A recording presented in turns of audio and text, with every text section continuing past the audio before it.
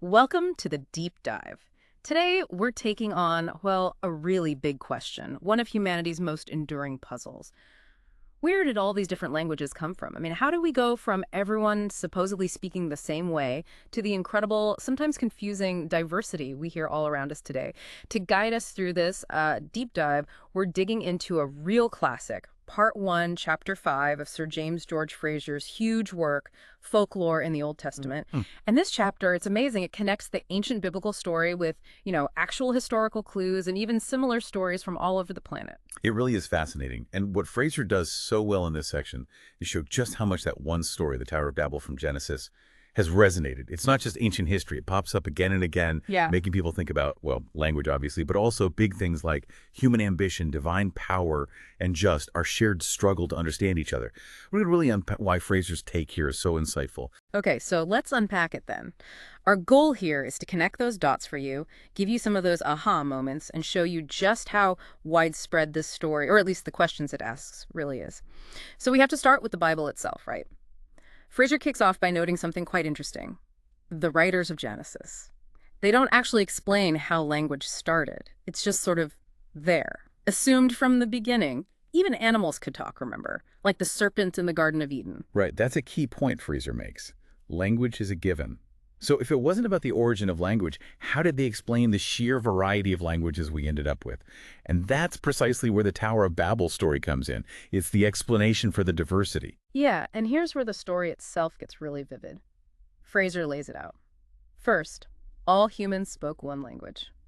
Simple enough. Then, they were nomads, traveling from the east, and they eventually settle in this place, the plains of Shinar, that's basically ancient Babylonia. And because it's this flat, fertile river plain, there isn't much stone. So what do they use? They make bricks, bake bricks, and stick them together with slime or bitumen, basically asphalt. But just building a city wasn't enough. They had bigger plans. Yeah. Much bigger. Their ambition was huge. Build a city, yes, but also a tower. A tower with its top in the heavens, literally reaching for the sky. And why? What was the point? Well, Frazer highlights two main reasons given in the text. One, to make a name for themselves, achieve fame, leave a permanent mark. And two, crucially, to stop themselves from being scattered all over the world. The tower would be this massive, unmissable beacon, a landmark so people wouldn't get lost if they wandered off. They could always find their way back. And if you look at the bigger narrative context, God's reaction is absolutely central. The text says God sees their unity, the single language, and their ambition, and there's this sense of, well, almost concern that nothing will be withholden from them, which they purpose to do. It's a powerful statement about unified human potential.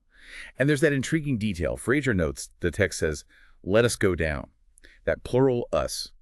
It hints, perhaps, at God consulting with the heavenly council, maybe reflecting older polytheistic ideas that might have influenced the story's origins. Interesting. So what happens next is decisive. God comes down, mixes up their language, confuses it so they just can't understand each other anymore. Chaos. And then scatters them across the globe. So the city building stops, the tower is left unfinished, abandoned, and the place gets its name. Babel. From the Hebrew word, Frazer notes, meaning confusion. Yes, exactly. Though, as we'll see, the actual meaning of Babylon is likely different.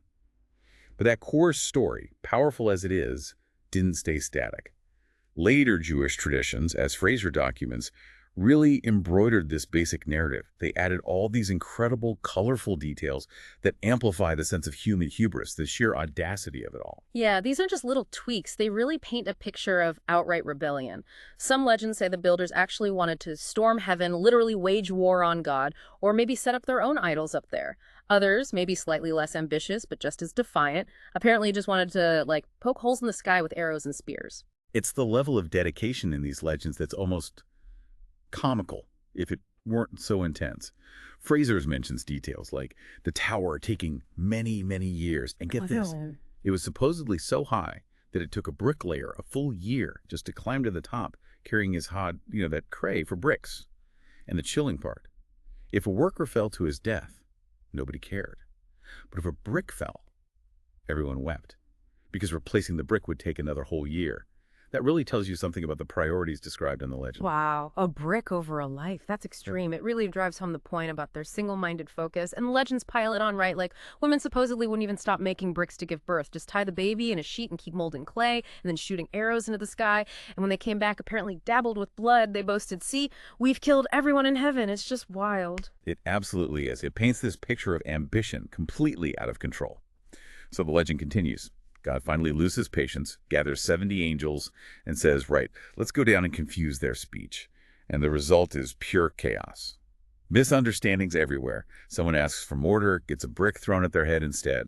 Lots of people apparently died just from the confusion and infighting. And the tower itself, the dramatic end. Part sinks into the earth, another part burns up, only a third is left standing. And there's that spooky final detail. Anyone who passes the road supposedly forgets everything they know. Okay, so from these incredible legends, what about the real world? What does Frazer connect this story to, historically speaking? This is where it gets really grounded. Frazer makes a very strong case, linking the Babel story to the actual physical structures of ancient Babylonia. The massive temple towers, the ziggurats. He points out that the name Babel is just the Hebrew version of Babylon.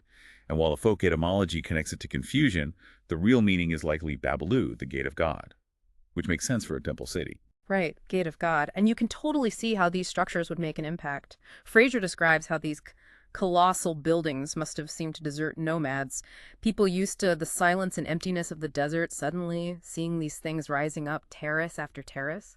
They must have looked like they were literally touching the sky. Easy to see how a myth of reaching heaven could start. Exactly. And Frazer highlights two specific gigantic ruins that were still visible, even in his own time. First, there's the big one right in Babylon itself, the Temple of Marduk. Its local name was Babel, but its ancient Sumerian name was Adamananki, which means, get this, the house of the foundation of heaven and earth. Pretty explicit link, right? Herodotus described it as having 8 terraces with a ramp winding up. Wow, foundation of heaven and earth. Yeah, that fits. And the other one. The other major contender is at Borsippa, a place called Birs Nimrud, maybe 8 or 9 miles away. This one was dedicated to the god Nebo. It was also a stepped pyramid, 7 stages, rising quite high, maybe 150 feet or so, and significantly, both local tradition and later Jewish legends often pointed to this one, Birs Nimrud, as the actual Tower of Babel. Okay, so we have these massive ruins. Is there actual proof kings built them? Oh, absolutely. That's what makes it so compelling. Frazer cites inscriptions found from King Nabopolassar. He reigned in the late 7th century BC, and his very famous son, Nebuchadnezzar II. Yes, that Nebuchadnezzar from the Bible. And these inscriptions detail their personal involvement in restoring both Adamananki in Babylon and Izida in Borsippa. Nabopolassar even describes carrying bricks and mortar on his own head like a common laborer and making his sons, including Nebuchadnezzar, do the same. It shows how important these projects were. That's incredible. The king himself doing manual labor. And Nebuchadnezzar's inscriptions talk about making these towers gleam with gold and jewels, raising their tops to heaven. The language is right there. And Frazer makes this brilliant connection. Nebuchadnezzar's inscription about the Borsippa Tower mentions that a former king had started it but did not finish its head. An unfinished tower reaching for the heavens. Sound familiar? Precisely. It seems highly likely that the site of this enormous, ancient, unfinished ziggurat directly inspired, or at least heavily reinforced, the legend of the Tower of Babel being abandoned before completion. History feeding myth. And Frazer adds one more layer. Another ruined ziggurat at Ur, which is famously known as Abraham's supposed birthplace. This one was dedicated to the moon god Sin. Inscriptions show it was started perhaps as early as 2700 BC. So Abraham, or at least his ancestors, would have seen this massive structure. It could easily have planted the seed for the idea of a heaven-reaching tower in the collective memory of his descendants. Okay, so the physical tower seems pretty well connected to these ziggurats. But what about the other part of the story, the origin of language itself? Frazer moves on to that too, right? This human curiosity about the very first language. He does. You see, while Genesis just assumes language exists, later generations became obsessed with figuring out what that original human language was. Yeah. And for a long time, many just assumed it must have been Hebrew. Right. Just took it as a given. But Frazer points out this led to some, well, let's say creative theories, often fueled by a bit of national pride. He mentions the philosopher Leibniz, who apparently joked there was as much reason to think Hebrew was the first language as there was to think Dutch was spoken in paradise. Exactly. And others proposed all sorts of candidates. Persian, Arabic, specifically for the serpent, Turkish for the angel Gabriel, apparently. Yeah. Swedish, God's own language, no less. Mm-hmm. Danish for Adam's reply. Even French, supposedly used by the serpent to tempt Eve. It gets pretty wild. It really shows how people wanted their own language to be the original, the best one. But they didn't just theorize, did they? Frazer mentions actual experiments. Yes, believe it or not, maybe the most famous, or infamous, was conducted by Psammetichus, an ancient king of Egypt. He apparently wanted definitive proof. So, the story goes, he took 2 newborn babies and had them raised by a goat herd in total isolation. The rule was, no one could speak a single word in their presence. The hope was they'd spontaneously start speaking the primeval, natural language of humanity. That's kind of disturbing, but also fascinating. A linguistic experiment on infants. So what happened? Did they start speaking ancient Egyptian? Well, according to the story, after about 2 years, the children started crying out the word bakos. Now, bakos happened to be the word for bread in Phrygian, a language spoken in what's now Turkey.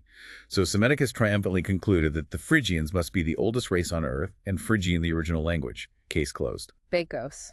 Amazing. Although Frazer mentions a later, maybe more rational explanation, right? Yes, some later commentators suggested Bekos probably wasn't Phrygian at all. It might have just been the kids imitating the bleating sound of the goats they lived with. Beck. Makes a bit more sense, perhaps. Probably. Still, a wild story. And apparently he wasn't the only one who tried this kind of thing. No, Frazer lists others. The Holy Roman Emperor Frederick II supposedly tried it in the 13th century, though his goal was apparently related to finding the natural religion. Sadly, the story says all the infants died from neglect. And the Mughal Emperor Akbar in India also tried isolating children, hoping their spontaneous language would reveal the true religion. His experiment was apparently more humane, but the result was silence. The children didn't develop any recognizable language, which reportedly made Akbar quite skeptical about revealed religion altogether. Even King James VI of Scotland supposedly tried it on an isolated island. It just shows this enduring fascination, this need to know our origins, even trying these extreme methods. Okay, so moving from experiments back to myths, Frazer's big contribution here is showing how many cultures have similar stories, right? Not just about towers, but about language change. Exactly. This is where his comparative method really shines. He pulls together examples from all over the world. Some echo Babel quite closely, others are totally different, but they all try to explain language diversity. Let's look at some. First, there are stories just about trying to climb to heaven, often ending badly. Frazer gives examples from Africa. Yes, quite a few. He mentions tribes near the Zambezi River, with traditions of builders trying to reach the sky, but the scaffolding collapses and crowns cracked. The Alui people told of building masts to reach their god, Nyambe, but the masts fell, killing everyone. The Bombala in the Congo tried building a pole tower to reach the moon that collapsed too. You see variations. The Makulve tried piling up trees, failed repeatedly. The Ashanti in West Africa had a rather charming story of piling up porridge vessels, one on top of the other, to reach God. That tower collapsed either because they ran out of pestles or because white ants ate the bottom ones. Even in Assam, the Ariel clan had a story of a man climbing a pole to heaven, but ants ate it and he fell. Porridge pestles. I like that one. So these stories have the ambition, the climb, the failure, but usually not the language confusion part. Generally, no. They focus more on the hubris of trying to reach the divine realm and the inevitable failure, the fall. The language element seems less common in these specific African and Assamese climbing tales Frazer cites. Okay, so what about stories that do have a closer parallel to Babel, including the language part? Frazer looks at Mesoamerica, right? Yes, and this is where it gets complex. Mm. He talks about the Great Pyramid of Cholula in Mexico. It's enormous, the largest ancient structure in the Americas. And there's a legend associated with it about giants building it to reach the clouds. The gods got angry, threw fire down, perhaps lightning or volcanic eruption, killed many builders, and the pyramid was left unfinished. Another version, recorded by the historian Duran, sounds even more like Babel. Giants build a tower after a flood using clay and bitumen. God gets angry, confuses their languages, and scatters them. Clay and bitumen, unfinished, language confusion, scattering. That sounds almost too similar. Does Frazer think these are genuinely independent stories? He's quite skeptical, actually. And this is important for understanding how myths travel and change. Frazer, like other scholars of his time, suspected strong influence from Christian missionaries. He points out, for instance, that bitumen wasn't typically used as building mortar by the Mexicans near Cholula. He suggests these stories might be spurious or heavily assimilated to biblical traditions. End quote. Similarly, a Toltec legend about building a zakwali or high tower after a flood, followed by language confusion and dispersal. Frazer felt they were just too numerous coincidences for it to be purely accidental or independent. He leans towards post-contact influence. Interesting. So maybe not pure echoes, but adaptations or blends. What about Asia? Any similar tales there? He mentions a few. The Karens of Burma, for example, who actually trace their lineage back to Adam, have a story where their separation from another group happened because they tried to build a pagoda reaching heaven and God confused their language. The Makirs of Assam also have a tale of mighty men building a tower to conquer heaven, leading gods and demons to mix up their speech and scatter them. Even the Admiralty Islanders off New Guinea have a similar story of building a house as high as heaven, followed by language confusion and dispersal.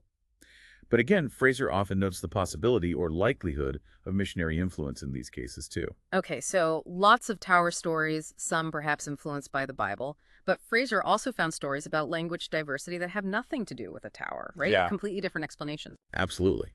And these are fascinating because they show different ways the human mind tried to solve the same puzzle.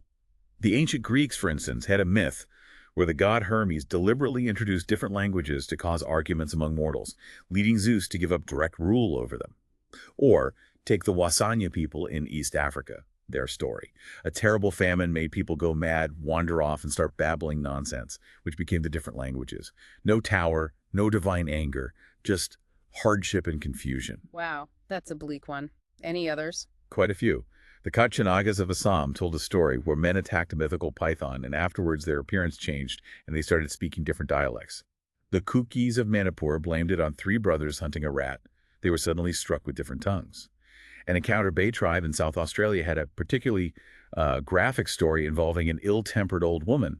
After she died, different groups supposedly ate different parts of her body, and each group then spoke the language corresponding to the part they ate. Okay, that's memorable. Definitely different. Definitely. And the Maidu Indians of California had a story where the creator figure caused languages to change overnight during a great fire, then taught one man, Kuksu, all the languages so he could guide the scattered tribes. The Quiches of Guatemala, in their sacred text, the Popolvuh, speak of a time when everyone spoke the same language after surviving a great flood. But when they gathered at a place called Tulan, their languages suddenly changed, became incomprehensible, and they had to disperse. No tower mentioned there either. So this last group of stories, the ones without towers, Fraser saw these as potentially more independent. Yes, he seems to suggest that these varied tales, lacking the specific Babel motif, might represent more genuinely independent attempts by different cultures to grapple with the very real and puzzling phenomenon of language diversity. They show the basic human need to explain the world, coming up with different answers in different places. So wrapping this all up, what's the big takeaway for you, the listener, after this journey? We've gone from Shiner's Plains to wild legends, seen real ziggurats, looked at bizarre experiments, and circled the globe finding echoes and alternatives to Babel. I think this deep dive, really following Frazer's path, shows us a few key things. First, how one powerful story can spark so many variations, tapping into really universal human concerns, ambition, our relationship with the divine or the powerful, and the constant challenge of communication. It also underlines how stories and myths are alive. They change, they blend with history, they get influenced by contact with other cultures, like the potential missionary impact Frazer noted. It's not static. It really makes you think, doesn't it? There seems to be this recurring theme in so many cultures. Humanity tries to reach too high, to build too big, whether it's a tower or something else, and the result is often confusion, separation, being scattered. Why is that pattern so common? That's a great question to ponder. Maybe the enduring legacy of the Tower of Babel and all these related stories Frazer collected isn't just about explaining different languages. Maybe it's more fundamentally about that persistent human drive to push boundaries, to transcend our limits, and perhaps the inherent risks or consequences that come with that ambition. It's a theme that clearly speaks to something deep in the human experience, across time and culture. A really fascinating thought to end on. Thanks for joining us for this deep dive.